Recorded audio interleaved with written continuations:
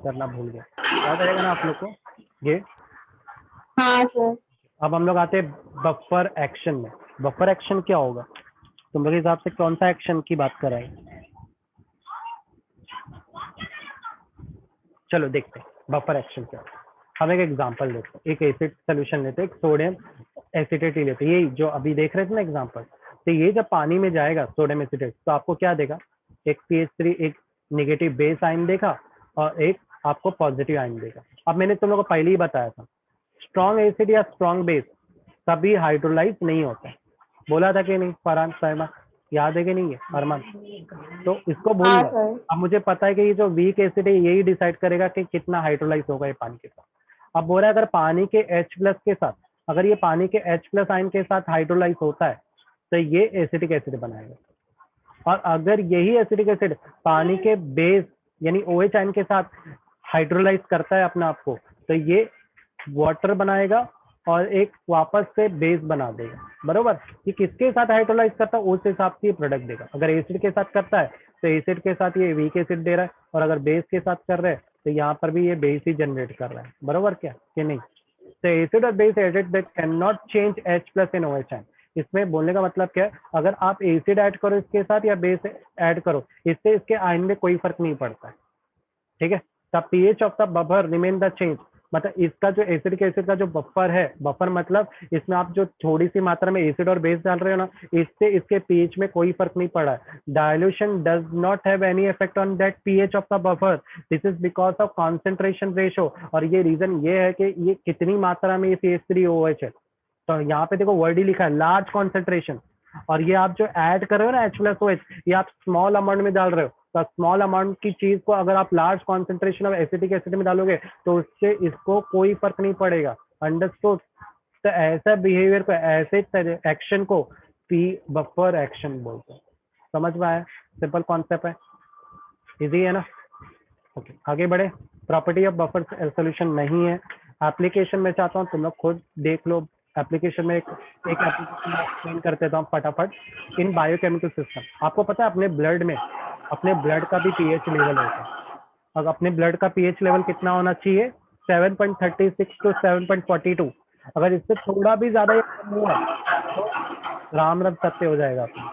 अगर 0.2 भी बढ़ गया ना अपने बॉडी का पीएच ब्लड का, हमारी डेथ हो जाएगी उसी वक्त। हमारी बॉडी का पीएच थोड़ा भी ऊपर हुआ ना, अपना काम तमाम उसी वक्त। अब बॉडी के अंदर ब्लड में होता क्या है, तो बोलते हैं बॉडी के ब्लड के अंदर कार्बोनेट सॉल्ट होता है जो हाइड्रोकार्बोनेट से ही बनता है। अब बोलेंगे सर ऐसा कैसे हो सकता है हमारे ब्लड में कार्बोनेट? अरे है, देखो ना, इसको अगर तुम न्यूट्रलाइज करोगे कार्बन डाइऑक्साइड बनेगा क्या? नहीं, कार्बन डाइऑक्साइड होता है, H2O भी बनेगा इसके अंदर से। देखो ना, ये एक ऑक्सीजन इसके साथ जाएगा, H2O और कार्बन डाइऑक्साइड बनेगा नहीं। ये सब ब्लड में ही तो होता है, इसका मतलब ब्लड में ये सब चीजें होती है। बरोबर ना? The same solution used for intervenous injection must contain buffer system to maintain the proper pH of the blood. Sometimes क्या हो जाता है, जो किडनी पेशेंट होते हैं डायलिसिस क्यों किया जाता है, इनके ब्लड में जब लोग यूरिन नहीं कर पाते हैं ना, इनके ब्लड का पीएच लेवल बिगड़ जाता है। अब ज्यादा पीएच लेवल बिगड़ेगा तो क्या होगा, इनकी डेथ हो सकती है, किडनी खराब हो सकती है।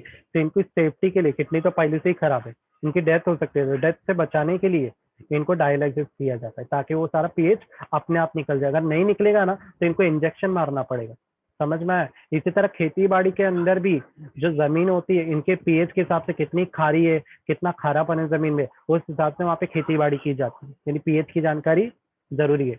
तो मेरी एक फ्रेंड थी कॉलेज के टाइम पे, वो एक्चुअली इसी काम में, एग्रीकल्चर काम में, वो लोग क्या करते हैं, जमीन का ऐसे सैंपल लेते हैं और जाके टेस्टिंग करते हैं कि इस जमीन के अंदर एसिडिटी बेसिडिटी कितनी है।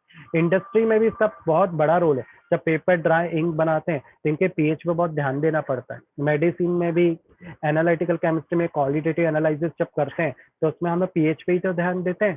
ठीक है, तो एप्लीकेशन आप लोग देख लेना। अब आते हैं सॉल्युबिलिटी प्रोडक्ट। सॉल्युबिलिटी, अरे आयनिक प्रोडक्ट पढ़े थे, याद है? आयनिक प्रोडक्ट, सॉल्युबल प्रोडक्ट और आयनिक प्रोडक्ट दोनों सेम ही सेम है, कोई अलग कॉन्सेप्ट नहीं है। यकीन नहीं होता तो मैं बताता हूँ। सॉल्युबिलिटी इक्विलिब्रिया, देखो नाम से बता रहा है, जिसमें सॉल्युबिलिटी इक्विलिब्रिया मतलब इक्वालिटी से हो रहा है, एसिड बेस दोनों ही होगा, है ना? तो डायरेक्ट कुछ नहीं पढ़ने की जरूरत, मैं डायरेक्टली मैन मुद्दे में आ रहा हूँ। सॉल्युबिलिटी इक्विलिब्रिया का जो स्टार्टिंग का पैराग्राफ पढ़ लेता हूँ। Hereafter we confine our attention to sparingly soluble compound, the compound to dissolve only slightly in water. यहाँ पे हम लोग किस कंपाउंड की स्टडी करेंगे, जो पानी के अंदर स्पैरिंगली सोल्यूबल होते हैं, एकदम कंप्लीटली डिजॉल्व नहीं होते हैं, बरोबर। हम लोग उसकी स्टडी करने वाले हैं यहाँ पे। तो मैं यहाँ पे एक AgCl देख रहा हूँ, ये जो सॉल्ट है ये वीक सॉल्ट है, ये इसको जब पानी में डालोगे इस सॉल्ट को, ये सिल्वर और क्लोरीन कटायन और अनाइन दे, ठीक है। अब इसका इक्विलिब्रियम का फॉर्मूला तो हमें पता है, कैसे करते हैं, product upon reactant Ag plus Cl minus upon AgCl। समझ रहे हैं यहाँ तक साइमा, फरहान, कोई डाउट है यहाँ तक? हाँ यहाँ तक सर। तो वो बेसिक कॉन्सेप्ट ही कर रहे हैं। अब मैं क्या बोलूंगा, यहाँ पे जो AgCl है उसको ले ले लेफ्ट साइड लेंगे तो K के साथ आएगा, फिर मैं बोलूंगा ये जो ACl मान लो वो K डैश है। अरे ये स्टेप तो कहीं देखी ही है, तुम लोग बोला, अरे सर ये तो बार बार रिपीट हो रही है। अब मैं HCl की जगह पे K डैश लूंगा, उसको दोनों को लेफ्ट साइड लिखूंगा, फिर इसकी जगह पे KW लिख दूंगा। याद है ये W लिखा था वहां पे, सॉल्युबिलिटी प्रोडक्ट, रिमेंबर। ये भी सेम टू सेम नहीं है, वहां पे आयनिक प्रोडक्ट देखे थे, यहाँ पे सॉल्युबिलिटी प्रोडक्ट देख रहे हैं। अब यहाँ पे क्या बचा, KSP बन गया Ag प्लस क्लोरीन आए। सिर्फ फर्क क्या है पता है क्या, वहां पे स्ट्रॉन्ग एसिड के बेस पे कटायन आनाइन का आयनिक प्रोडक्ट निकाले थे, यहाँ पे वीक एसिड बेस के बेस पे सॉल्युबिलिटी प्रोडक्ट निकाला जाता है, बस इतना सा फर्क होता है इसमें। तो ये बना अपना सॉल्युबिलिटी प्रोडक्ट का फॉर्मूला और यही इसकी डेफिनेशन। हम एक जनरल कंडीशन सर लिखा है, KSP मतलब? KSP मतलब सॉल्युबिलिटी प्रोडक्ट, SP, समझ में आया।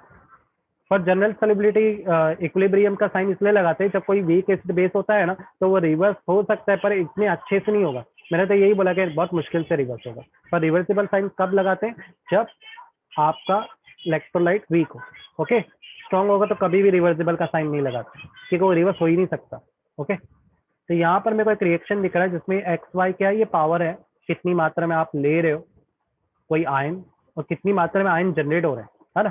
तो इसके बेस पे मैं ये फॉर्मूला लिख सकता हूँ, BY plus x AX minus y. देखो ये जो नंबर है ना, ये जो आपको यहाँ पे दिख रहे हैं कोएफिशिएंट, उनको पावर में लगाया गया, बाहर ब्रैकेट के अंदर वाली चीज, ये Y प्लस को ब्रैकेट के अंदर लिखा गया, ओके। अब Y क्यों लिखा गया, अरे कितने पॉजिटिव बन रहे हैं, 2 प्लस 3 प्लस 4 प्लस, बरोबर ना, इसी वजह से ऐसा लगाया गया। ये डेफिनेशन मैं नहीं पढ़ूंगा क्योंकि हम लोग पहले से ही जानते हैं, ये डेफिनेशन मैंने बता दिया, सॉल्युबिलिटी प्रोडक्ट की डेफिनेशन। यहाँ पे ऐसी और भी एग्जांपल दी है जिसके जरिए आप इन सोल्यूशन की सॉल्युबिलिटी प्रोडक्ट पता कर सकते हैं। पर एक कंडीशन आपको याद रखनी है कि सॉल्युबिलिटी प्रोडक्ट ये वीक के लिए बनाया गया, वीक, एक तो वीक होना चाहिए। देखो सॉल्ट में एक स्ट्रॉन्ग होता है एक वीक होता है, पर एक तो वीक होना चाहिए, बरोबर ना। जैसे मैं अगर इसकी बात करूं तो इसमें सिल्वर वीक है, पर क्लोरीन स्ट्रॉन्ग एसिड से बना हुआ है, बरोबर। तो मैंने पहली बात है, एक वीक तो होना चाहिए कम से कम। Relationship between solubility and solubility product, solubility और सॉल्युबिलिटी प्रोडक्ट में फर्क क्या है, तो यहाँ पर एकदम सिंपल लिखा है कि सॉल्युबिलिटी कंपाउंड क्या होता है, किसी कोई चीज 1 ग्राम, एक पर्टिकुलर अमाउंट ऑफ ग्राम, कोई चीज डिजोल्व है 1 लीटर सोल्यूशन के अंदर, किसी अमाउंट ऑफ सोल्यूट का डिजोल्व होना एक पर्टिकुलर वॉल्यूम ऑफ सोल्यूशन को, इसको सॉल्युबिलिटी बोलते हैं। तो मोलार सॉल्युबिलिटी क्या होती है, तो मोलार मोल कॉन्सेप्ट से रिलेटेड है कि number of mole of compound का डिजोल्व होना किसी लीटर ऑफ सैचुरेटेड सोल्यूशन में। तो यहाँ पे वर्ड सैचुरेटेड है, सैचुरेटेड का मतलब क्या है, कंप्लीटली डिजोल्व होना, जितना हो सकता है उतना हमने डिजोल्व किया, इसको मोलार सॉल्युबिलिटी बोलते हैं। उसी का फॉर्मूला नीचे दिया है, उसी चीज को इस फॉर्मूले में रिप्रेजेंट किया गया। अब हम लोग वापस से वही घिसी-पिटी सॉल्युबिलिटी प्रोडक्ट की एग्जांपल लेंगे और इस एग्जांपल से मोलार सॉल्युबिलिटी समझेंगे। तो मोलार सॉल्युबिलिटी में क्या होगा, मोलार सॉल्युबिलिटी में मैं BY प्लस को मैं रिप्रेजेंट करूंगा XS से, X क्या है नंबर ऑफ क्वांटिटी, S क्या है मोलार सॉल्युबिलिटी, क्या है S क्या है मोलार सॉल्युबिलिटी, AX को मैं XS से रिप्रेजेंट, अरे दोनों में सेम सिंबल नहीं ले सकते, यहाँ पर Y है तो यहाँ पे Y लेंगे, तो ये टेक्स्ट बुक का करेक्शन है। तो टेक्स्ट बुक में करेक्ट कर रहा हूँ YS XS है।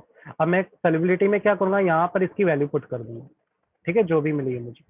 तो क्या हो जाएगा XS X power X Y X power Y। अब दोनों में XY को आउट करो, S कॉमन आ रहा है ना, तो ये जगह X power X Y power Y S power X plus Y। समझ में आ रहा है, कोई डाउट आया यहाँ पे? साइज, कुलसुम, साइमा, अरमान, फरहान, क्लियर है? कोई डाउट आता है हाँ एग्जांपल सर। से करो। एग्जांपल पे अगर आप लोग देखोगे तो एक्स और वाई की वैल्यू 1 है। देखो एक्स और वाई की वैल्यू 1 है तो बहुत इजीली समझ में आएगा। देखो अंदर तो हम इसको लिखते नहीं है, उसकी जगह हम एस एस लिखते हैं। अब दोनों 1 1 है, दोनों एस 1 है, यानी एक्स और वाई 1 हो गया, तो ये तो गायब हो गया। ये 1 1 प्लस 1 कितना हो जाएगा, एस स्क्वायर बन जाएगा। तो सॉल्युबिलिटी प्रोडक्ट की वैल्यू क्या आ रही है, जब दोनों की वैल्यू 1 होगी तो सॉल्युबिलिटी प्रोडक्ट एस स्क्वायर आएगा, मोलर सॉल्युबिलिटी है। इसी तरह से आप अलग अलग फॉर्मूला भी निकाल सकते हैं। कंडीशन ऑफ प्रेसिपिटेशन, देखो प्रेसिपिटेशन कब बनता है, जब आप किसी स्ट्रॉन्ग एसिड और वीक बेस के साथ आप रिएक्ट करते हैं तो स्ट्रॉन्ग एसिड अच्छा प्रोडक्ट बनाता है, पर जो वीक एसिड का जो आयंस बनते हैं, जो आयंस के बेस पर प्रोडक्ट बनते हैं, वो रिवर्स नहीं हो पाते। मैंने यही बोला था, याद है ना? मतलब जैसे मान लो हाइड्रोलाइज कर लिया, उसको वापस आप सोचो कि रिवर्स हो तो नहीं होगा, या तो कंप्लीटली नहीं होगा, ये इश्यू आते हैं, तभी प्रेसिपिटेशन जनरेट होता है। तो ये वीक एसिड वीक बेस ही प्रेसिपिटेशन जनरेट करता है। यहाँ पे कंडीशन भी है। आईपी क्या है? तो यहाँ देखो लिखा आयोनिक प्रोडक्ट। अगर आयोनिक प्रोडक्ट सॉल्युबिलिटी प्रोडक्ट के बराबर, पहले यही चीज रखो, दोनों कॉन्सेप्ट एक ही है। ओके, तो सोल्यूशन सैचुरेटेड होगा।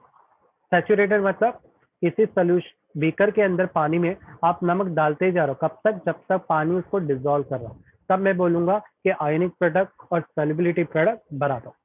सेकंड कंडीशन, आप क्या करोगे? अब आप रुकोगे नहीं, डालते ही जा रहे हो, डालते ही जा रहे हो, ओवर हो गया, सुपर सैचुरेटेड हो गया।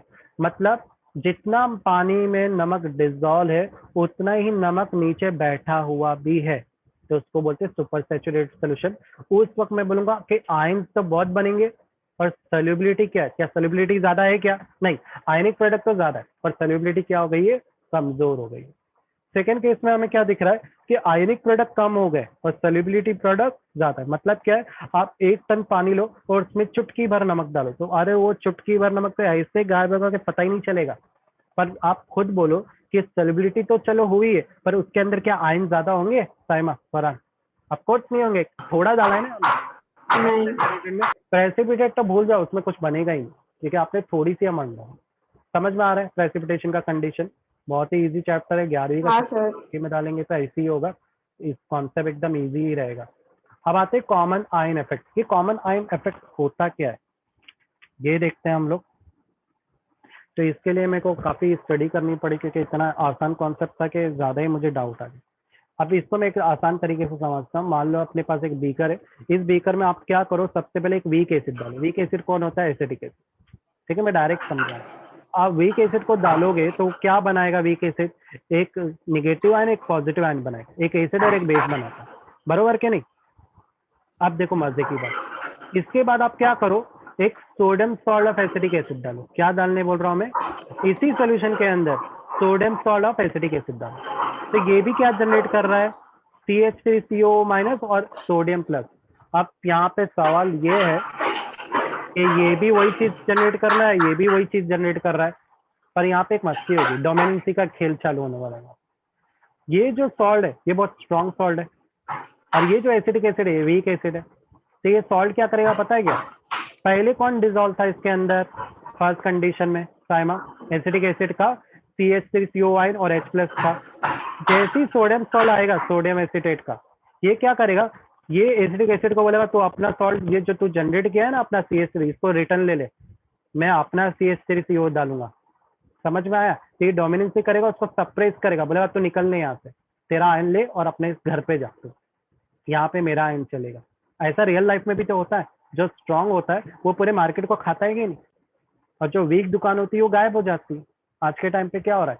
जो लोकल दुकानें वो खत्म क्यों हो रही है? क्योंकि मॉल्स आ रहे हैं, अच्छी अच्छी दुकानें आ रही जो सस्ते में दे रहे हैं, उनसे ज्यादा बढ़िया क्वालिटी दे रहे हैं। इस वजह से छोटी दुकानें गायब होते जा रही। तो ये जो वीक है, ये वीक अपना आयन को लेके निकल लेगा, और ये जो स्ट्रॉन्ग सॉल्ट है ये अपने CH3CO को यहाँ पर फैलाएगा। ऐसा करने का रीजन क्या है? क्योंकि एसिडिक एसिड एक वीक एसिड है, तो इससे बनने वाला आयन की क्वांटिटी ज्यादा होगी या कम होगी? हाँ फना साइमा, ऑफकोर्स कम होगी ना, क्योंकि वीक है ना ये। समझ में आ रहा है कि नहीं साइमा, फरहान? हाँ हाँ, सर। पर जो स्ट्रॉन्ग सोडियम एसिटेट है, स्ट्रॉन्ग सोल्ट है, तो ये ज्यादा आयन करे, आयनाइज होगा, ज्यादा आयनाइज होगा तो ज्यादा आयन देगा। तो जाहिर बात है किसके आयन ज्यादा होंगे सोल्यूशन के अंदर? सोडियम एसिटेट के। इस बिहेवियर को सोल्यूशन में जब आप ऐसे दो आयन डालते हो, सॉरी दो एसिड डालते हो, जैसे पहले एसिडिक एसिड डाला, उसके बाद स्ट्रॉन्ग सॉल्ट डाला, तो कौन ज्यादा बिहेवियर अच्छा दे रहा है? कौन ज्यादा ओवरटेक कर रहा है? Strong salt. इस तरह का बिहेवियर को, इस तरह के कॉम्पिटिशन बिहेवियर को कॉमन आयन इफेक्ट बोलते हैं। समझ में आ रहा होगा कॉमन आयन इफेक्ट क्या होता है? उसका डेफिनेशन देखते हैं। The ionization of weak electrolyte is suppress. Suppress मतलब स्टॉप करना, किसके आयनाइजेशन को? वीक इलेक्ट्रोलाइट को। कब ये स्टॉप करेगा? जब उसके अंदर एक स्ट्रॉन्ग इलेक्ट्रोलाइट प्रेजेंट होगा। तो यहाँ पर दोनों ही कॉमन आयन ही दे रहे हैं, दोनों देखो CH3CO माइनस दे रहे हैं कि नहीं? दोनों ही कॉमन आयन दे रहे हैं। उसके बाद भी जो स्ट्रॉन्ग ने उसने क्या किया, ऊपर वाले के कॉमन आयन को हटा दिया। इस बिहेवियर को कॉमन आयन इफेक्ट।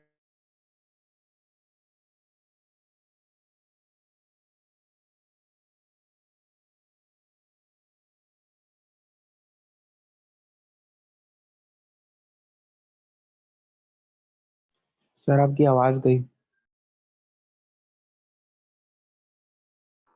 सर आपकी आवाज नहीं आ रही है।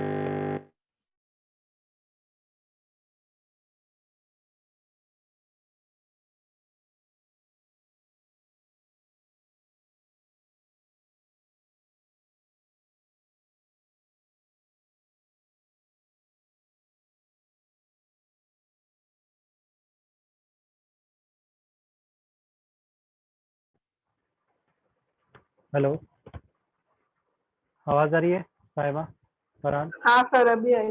कहाँ से रुकी थी? ये कॉन्सेप्ट मैंने एक्सप्लेन किया था, हो गया था ना ये? यहाँ से रुक गई थी? हाँ ये हो गया था। हो गया ना था? इसी को मैं एक्सप्लेन कर रहा था कि हाँ। जब आप किसी सोल्यूशन के अंदर दो आयन, एक वीक इलेक्ट्रोलाइट के आयन, जाहिर बात है वीक इलेक्ट्रोलाइट आपने डाला, उसने भी आयन जनरेट किया, ठीक है। उसके बाद आपने स्ट्रॉन्ग इलेक्ट्रोलाइट डाला in presence of strong electrolyte, वो भी same ion, common ion generate कर रहा है। तो वो क्या करेगा, वो जो आयन वीक इलेक्ट्रोलाइट कर रहा था ना, उसको हटा देगा और खुद उसकी जगह पे अपने आयन जनरेट करेगा। तो ये जो जब कॉमन आयन जनरेट होते हैं ना किसी भी सोल्यूशन के अंदर, तो कौन सा आयन उसमें ज्यादा कॉमन रहेंगे, ज्यादा मैक्सिमम रहेंगे? स्ट्रॉन्ग इलेक्ट्रोलाइट के। समझ में आया? इस बिहेवियर को ही कॉमन आयन इफेक्ट बोलते हैं। समझ में आया तुम लोग को कॉन्सेप्ट? फरहान क्लियर है? साइमा हाँ सर। आ रही है आवाज? फरहान, अरमान?